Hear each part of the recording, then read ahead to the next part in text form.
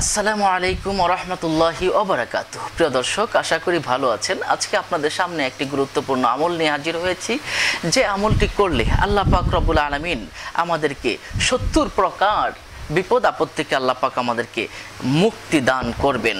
তো প্রিয় দর্শক, আসুন আমরা জেনে নেই কোন দোয়া পড়লে 70 বিপদ দূর হয়ে যায়। সুবহানাল্লাহ, এটা হাদিস শরীফে রয়েছে এই দোয়ার কথা, এবং উলামায়ে মুতাকাদ্দিমিন মুতাআখিরিন এই সুন্দর দোয়াটা পড়েছে। 70 বিপদের সবচেয়ে নিম্ন যে বিপদ হচ্ছে, এটা হচ্ছে দারিদ্রতা দূর হয়ে যাবে।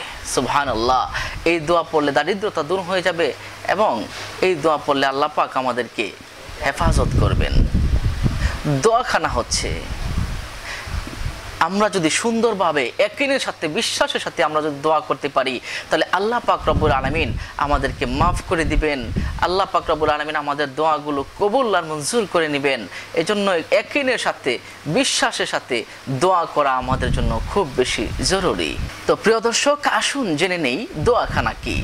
দোয়াখানা হচ্ছে লা হাওলা ওয়ালা কুওয়াতা ইল্লা বিল্লাহি ওয়ালা মালজা ওয়ালা মানজা মিনাল্লাহি ইল্লা ইলাইহি। আমি আবারও বলছি, লা হাওলা ওয়ালা কুওয়াতা ইল্লা বিল্লাহি ওয়ালা মালজা ওয়ালা মানজা মিনাল্লাহি ইল্লা ইলাইহি।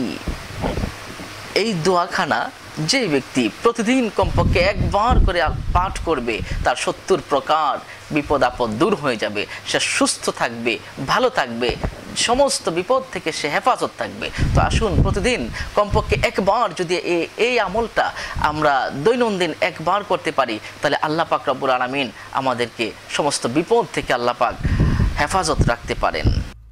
এই দোয়াখানা হযরত ইবনে আবি শাইবা রাহমাতুল্লাহি আলাইহি থেকে বর্ণনা রয়েছে।